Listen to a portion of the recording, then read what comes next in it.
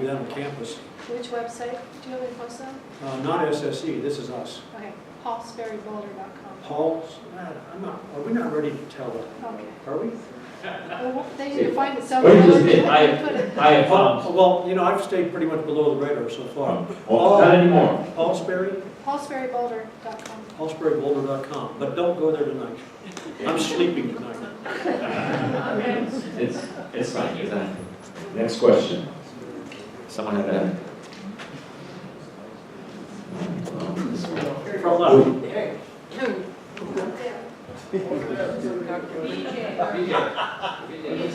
Give me this mic. Go. Joey. I'm going to get up. Paul, thank you for a very exciting talk.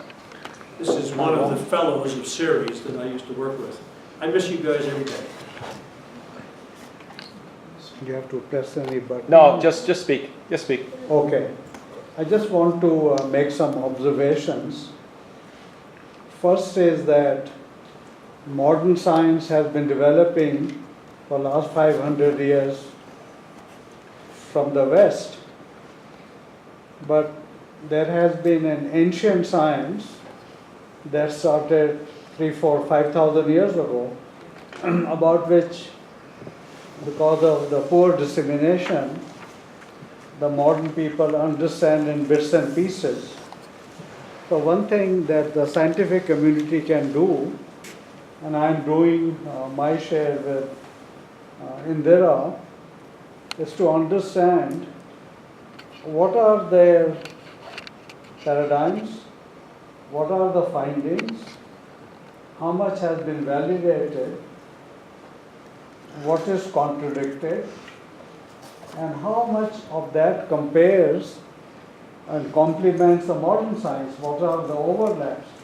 So even though there are two different sciences, originated one in the east, other in the west, at different points in time, but without looking at both boxes, I think we are going to miss out. So I'll give an example.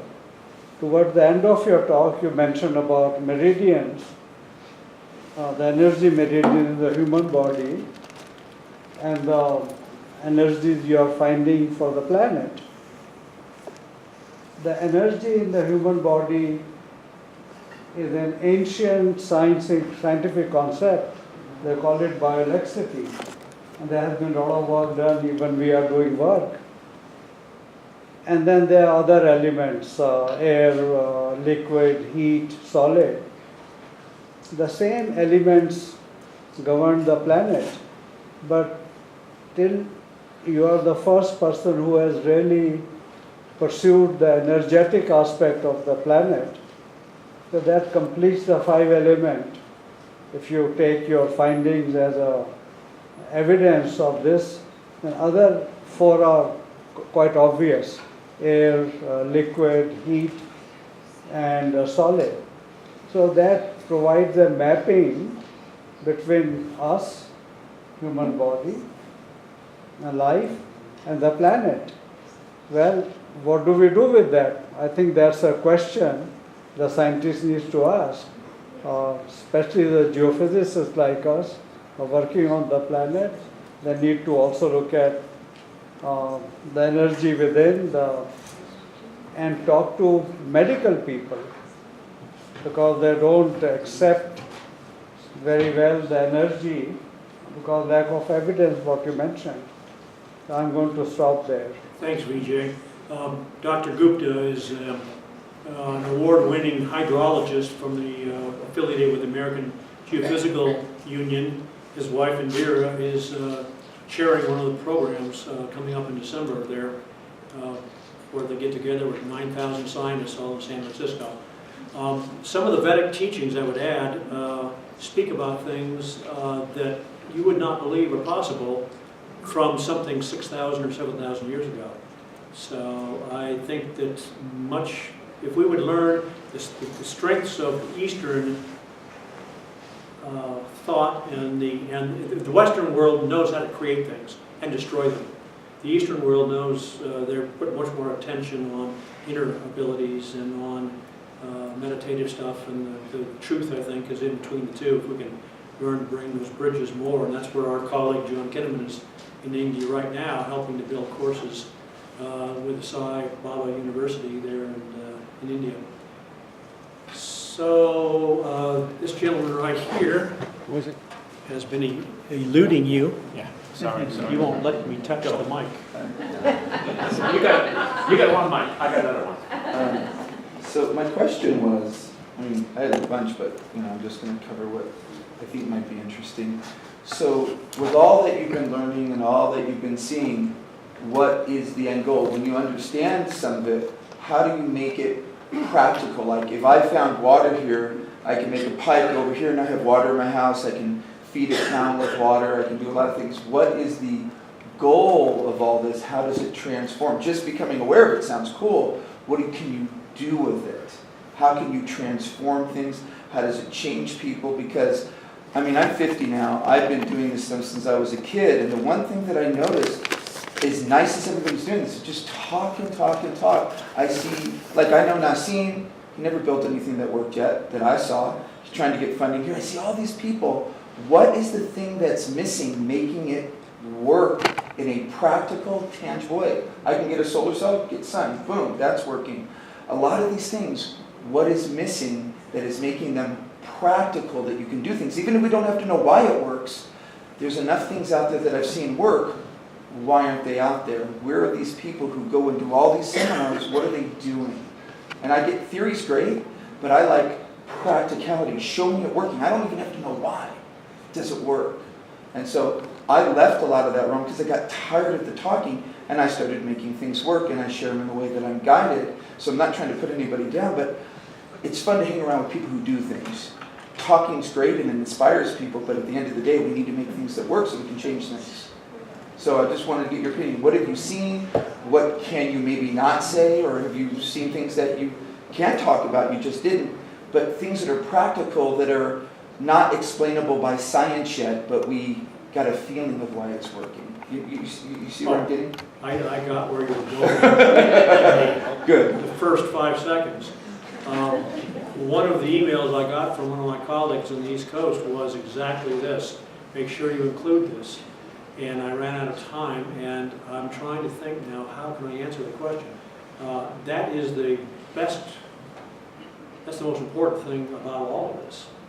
And so I appreciate your asking that. I guess my secret way to sneak out of this is to ask all of you, are you thinking about the answer? What would you say if you were standing up here in my place?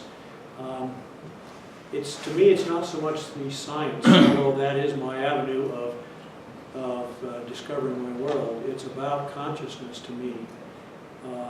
And it's about who I am and how I relate to you and everybody else. And in being in spiritual partnership, which does not sound like much science, but understanding, being mirrors to each other to discover the game of the rules of life as it is, and coming to learn to live in harmony. The folks in Dominar, for example, have a whole environment where they're trying to, as I understand it, and I'm going to be visiting there in another month, a sustainable kind of community, a way of living, a way of communicating, a way of living in your integrity. And so all these things are not involved with science at all, but in looking at the energies, what I've been kind of doing is in seeing that something is out there that our forebears knew, and we have lost it through our sophistication, seeming sophistication, that there is, I'm very curious, at least in this point, what is it that we have lost through our technology, our toys, and so forth. And so I think it's the inner path for me.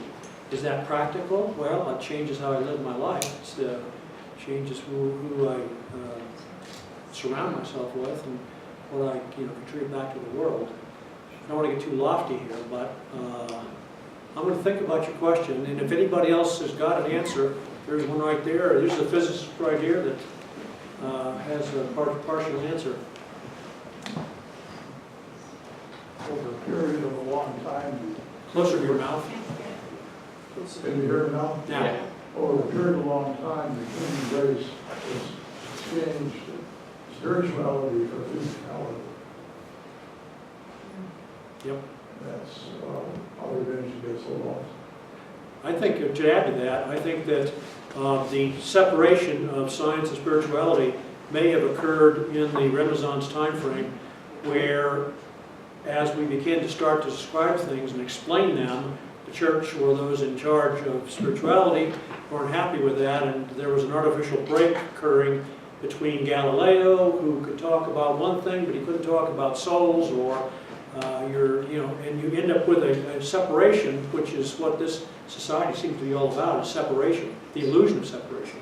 We're not separate. And so I'm trying to help bring science and spirituality back together. When I was on the Conference of World Affairs, as an example of trying to live what I believe in, I made a comment about how shoddy the science was in the conference. They have 55,000 people that come here every year for this conference. And somebody said, well, come on in and fix it. And so I got on the committee, and one of the people I invited was the producer of What the Bleep Do We Know? I heard him talk down at Boulder Theater, and I went up and I said, you got to come back. And Will Lawrence talked and talked and talked until he finally did come back. And we created a panel for him to speak to people at the conference on campus called Returning the Soul to Science. And he came and he said, how many are going to expect? And I said, well, you got 10 or 15 other people in opposition to you in other rooms. Depends on who they are, how many you're going to have. And I said, I can't tell you how many you're going to have. Could be 20, could be 200. Well, turned out we had 75 people sitting on the floor, and we had 250 sitting in chairs. When Nassim Haramein came up to NCAR, I couldn't get the talk produced right here on campus because people were nervous about what he talks about. And I finally rented NCAR. It cost me $500. And I thought, and I'm thinking, I can't afford to do this very often. And I got the room to pay for security after hours and food and all that stuff. And I asked for donations, and we ended up getting $165 extra at the end, filled the room, had overflow in another room of 30 people on closed circuit TV, and gave the $165 to Nassim, saying, go continue your work, do something practical. And, anyway, back to Will Lawrence and What the Bleep. After he saw the amount of people that were interested in Boulder, he ended up bringing the whole troupe from the movie, for those of you that know the movie. And so I got to meet Dr. Quantum, Dr. Bill Tiller, and who are the guys that were in that show? Fascinating people. The guy that talks about microtubules. Hammeroff. Yeah, Stuart Hammeroff. Anyway, I got to talk to Jay-Z Knight, the channel for Ramtha, and they ended up filling the Millennium Hotel. So. When was that? That was maybe 5 years ago. I don't know. I'm getting old. I lose track. It was pretty good. Okay, Janet's got a question here. What time were we supposed to be out of here, Ross? 10 o'clock. Oh, yeah. Well, yeah. 10 o'clock, we can shut it off. But if anybody needs to leave, feel free. Well, in your slideshow, you have examples of things that are up and coming. A lot of people are talking about what's happening soon, actually towards the end of this month, with some of the energy waves that are coming towards the planet. And when waves get here, there's all kinds of levels of consciousness that are going to be expanding.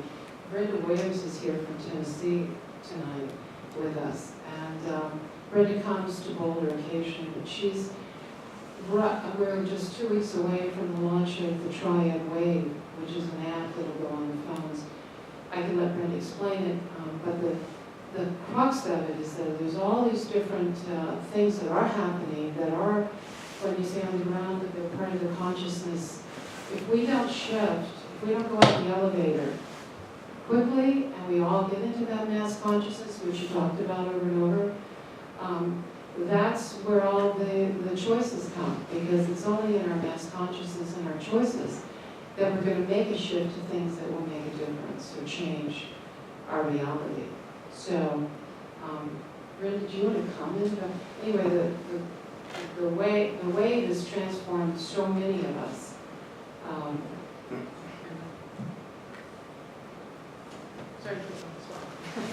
Yeah, thanks a lot. Perfect setup.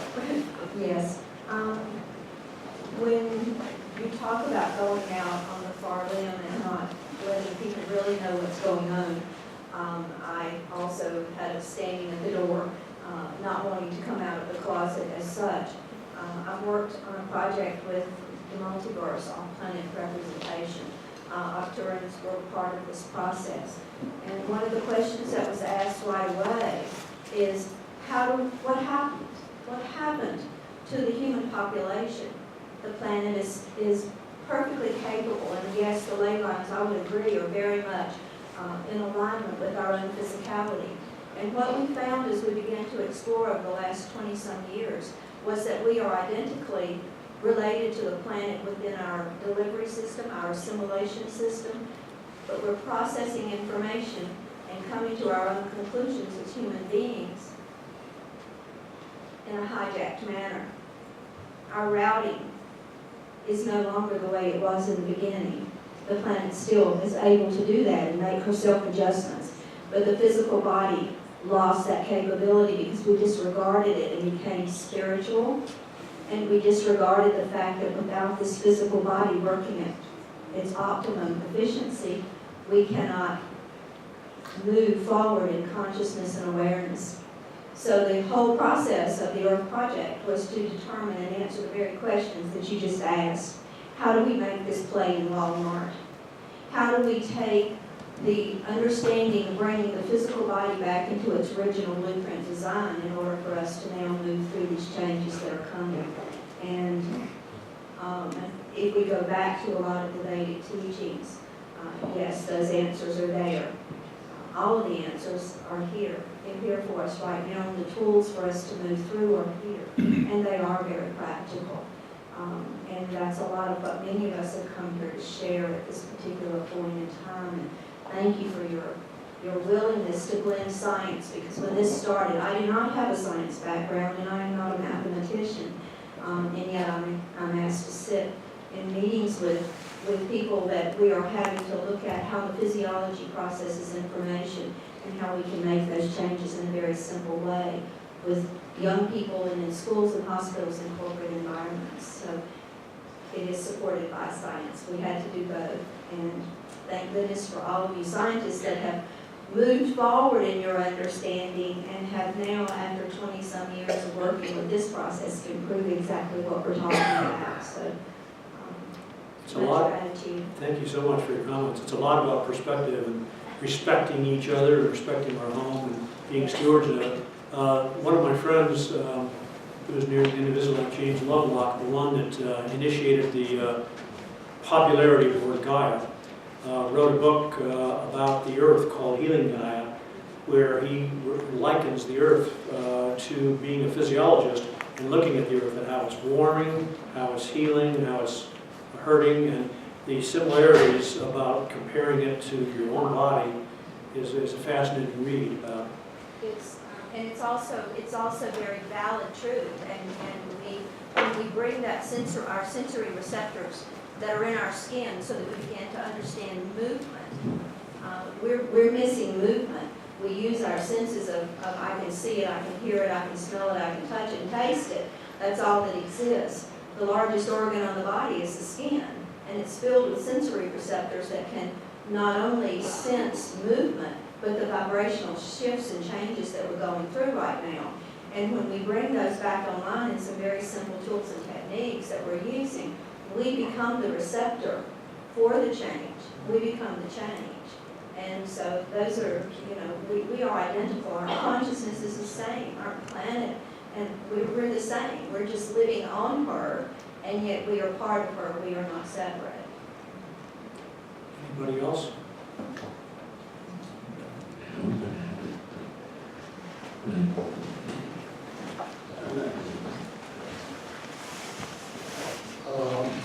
This is not advertising, but we have an Institute of Consciousness Studies.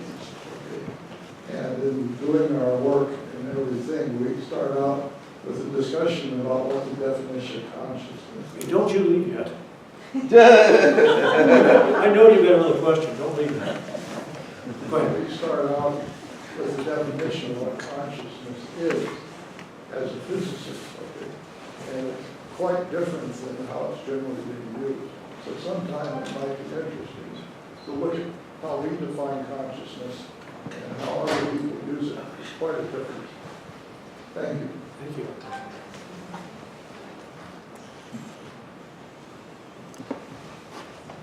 Paul, I want to make a couple of observations. One is that consciousness is a concept explored extensively in ancient Indian science. One really needs to look at that literature and see what these people are saying. So there is a lot of work going on in the West, almost not knowing what is already known in the East is a comment. Secondly, I want to mention that the split between church and state is a very Western development. There was no split in India. The sages who were discovering inner science, the science of meditation, they were scientists. They were sage scientists, and there are the thousands of years of history. So when you talk about science and spirituality split, I think again really be helpful to look at the history in ancient cultures.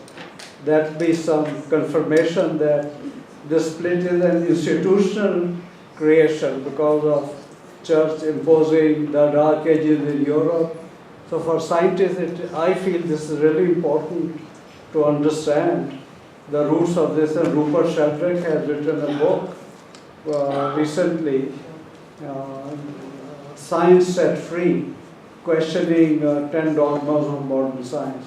This is anybody who is interested. Did he write that after the TED Talk? Sorry? After the TED Talk that got banned and all that? About After the TED Talk, did he write? No, I think it came Before. out last year. So. Oh, and that's why he did it. Yeah. Because you know him and what's the other guy that got their things kicked off TED? He's talking about Rupert Sheldrake gave a TED talk, and it was. Oh, excised. Graham, Graham. Hancock? Yeah, Graham Hancock. He also got, both of them were in London doing the thing and they both got, wiped out. Sorry, because it's not politically correct, because TED only does, I think TED even likes GMOs and shit or something like that to talk. It's just really not. Here's one example of this. I don't know that it's even a conspiracy, but there's a peer review system within science. If you're not along the line of being rigorous, and if your peers read it and it doesn't make sense, or it's too far out, or doesn't look credible, they're told to either change it or not publish it. Well, I'm going to suggest that if Einstein was trying to publish right now in our peer review systems, and was trying to say, okay, I can't sort out time and space, why don't I just call them the same thing of different ends of the animal and define it differently, where time goes to zero and mass goes to infinity and all these other things that Einstein did. I bet he wouldn't have gotten published in our peer reviews. Brian Greene of Elegant Universe said he never would be published today, and that was like a decade ago he said that. Now that's the bad side. That's where I'm saying we need to reevaluate all the time and be open. But at the same time, it does ensure that we don't have too many quacks going around suggesting things that just don't work either. So it's a balance, and it's up to us to have the discernment. And it seems that if you're open to what is, for anything, it seems to find a way to your door. So you'll find it if you just ask for it. It's true. I go to bed at night in my dreams. I ask for what I want to experience the next day. Have you found in your experience, this is my experience, so I'm curious what your experience is, the most innovative breakthrough people, do they have any letters after their name, or are they sometimes just working out of their room or their garage and make all the biggest amazing breakthroughs? What have you found? You can ask about Bucky Fuller. Not a lot there. I heard, who's the head of Microsoft? Bill Gates. Bill Gates. I heard him give the commencement speech at Harvard, and they announced him at Harvard as being their most successful failure because he never got his degree there. I left UCLA at 19 because when you know more than your teachers, they don't want to teach you what you want to learn. Why even bother? But it makes life a lot harder because you're going down a path that very few people go down, but it's so worthwhile in the end. It's exhilarating, isn't it? It's awesome. Yeah. I'm having more fun now than I've ever had in my whole life. And yet scientists are great because we live in a physical world and it's nice to have screws match this and this matches that, but it also becomes its own religion where science now is a religion. They don't care about what truth is, they care about staying within these parameters, which is sad. Okay, then? Yeah, you were talking about the peer review system kind of containing information within the box.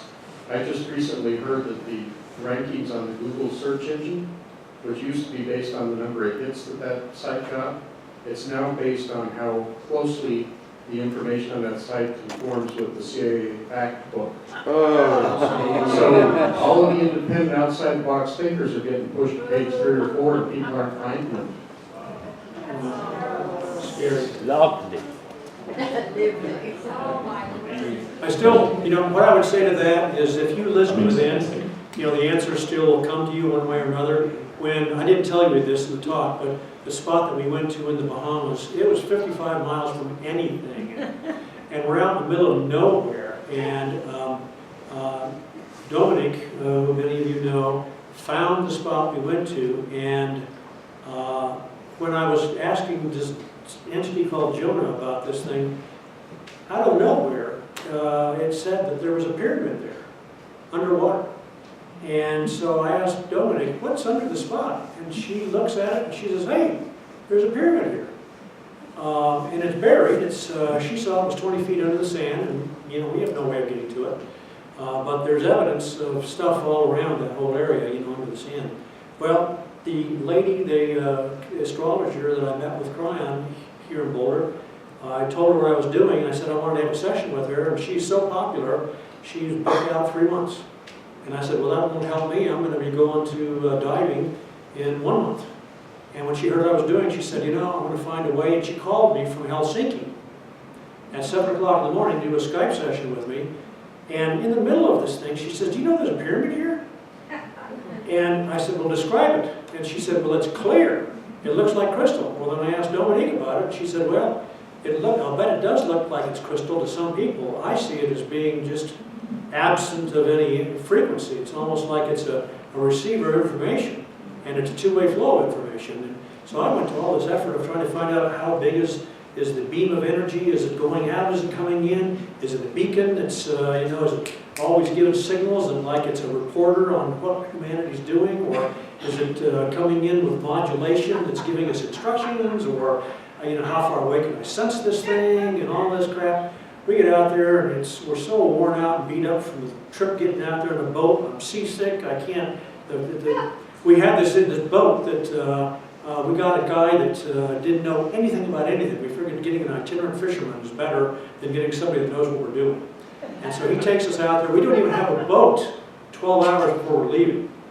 And we get this guy, and the only thing he had was 2 big honking engines on the back, 100 horsepower each. And so, when you get a 28-foot skiff with nothing except a big engine on the back, you go like crazy. We were going at 40 miles an hour over the water. Well, 40 miles an hour is pretty good speed. And especially when you're over 3,000 foot of water, and it's, the Gulf Stream goes this way and the wind goes this way and it makes big waves. And I'm not feeling so well, and he says, I've always wondered what this baby will do. And he pushes it up to 40 miles an hour, and I've got this GPS, I'm watching what he's doing. And he says, let's just push it to the red line. And we were going 50.3 miles an hour in a 28-foot skiff, and we hit the wake of a tanker. And I think the boat went airborne. And we hit so hard, I nearly lost my camera. The guy I was with says he has black and blue marks in his behind. That remains unvalidated. And we finally get to the spot. I'm all set, to find this, anything. I'm looking for anything in phenomena. I'm looking for any, whirlpools, any winds, clouds in a strange formation where it's warmer, fish all around, no fish, just anything, looking for anything that I can see that there's something going on here. And it was the most simple, serene nothing I've ever been at. There was nothing on the bottom, there was nothing on the surface. We got underwater and somehow 22 minutes disappeared. And I've got clocks and GPSs and all this stuff, and it disappeared, and my partner disappeared. And I'm not going to go any deeper than that, but stuff happened, and we're still, it'll be years before I think we'll figure out what happened. But one more quick anecdote. When we went to the Four Corners, this my teacher told me about, when I said, is there a journey in our future? He said, yes, that of your American Southwest. And I said, well, it's kind of big. Can you give me a clue? Death Valley? No. I said, chocolate candy? No. Somebody in the room said, how about Mesa Verde? I said, Mesa Verde? No. And somebody else yells out, Candy Duché. And so I said, Candy Duché? And Jonas says, is this what you call intuition? And I said, well, give me a clue. I got to have a starting point. He said, that of your Four Corners. Well, I get my remote viewer. I've been to her home 30 times in the last 8 years working this stuff. And she finds it only a quarter mile from the Four Corners. I said, go 100 miles every direction because that means a big area to me, and it was right there. We ended up going out there, and I went here, Richard went there, Jeannie went here, Jacqueline went there. Jacqueline was so disoriented by the energy she couldn't see. She's a PhD, and she's an energy worker. Jeannie had her knee surgery, she couldn't walk. Richard is independent, he went off his way, and I figured we all failed. I got back and I talked to Elaine, and she said, boy, something happened here. There's a presence here right now. And I said, boy, I can't believe I'm telling you all this stuff. And she said, what they're saying is you did your work. And I said, I think we failed. She said, no, you didn't. What you did, and she's looking at these images in her mind. This is how I think you communicate with dolphins and whales. It's images, it's not words. And she's seen these images, and she's trying to describe it. She says there was an energy there that was blocked. It was like a Earth's energy core was blocked. And she said, you did something, and she said, you didn't sit in the middle. The four of you split up because you were bounding the energy. You weren't in the middle, you were around it. And in your intent, you did what you intended to do. And I said, I didn't know what I was supposed to do. I thought we blew it. And she said, she's seen these images, and she said, it's like a light bulb, where the energy is going everywhere, it's all diffused, and it's not able to do anything. And she said, you somehow, and I said, you mean like a laser? She says, yes, you brought all the energy into a beam, and it was like you reopened something that had been closed. And so it's kind of like the internet having been blocked at St. Louis, and so the signal goes around through Minneapolis, and it still gets to you, but it's still blocked. And we opened up something, and I didn't know what I was doing. I didn't go with that intent. And When was that? oh, that was, did you discover a change in the energy around the Four Corners? 2000, it's on my slides, 2000 and, oh, I don't know, 9, 10. Okay, people are gonna get leaving. Can we go soon? Yes, we can. I have one question here. So Paul, you have in one of the slides you have mentioned doing the homework. You have to do the homework. Do you know what you're talking about? Can you recall? Can you share with us what the homework was? Which homework? Yeah, there was somewhere you were not allowed to go somewhere and to do the homework. And what when was the the homework? Bowery said you hadn't done your homework, Yeah. we ended up doing some research about the energies, about the places. Bernice had been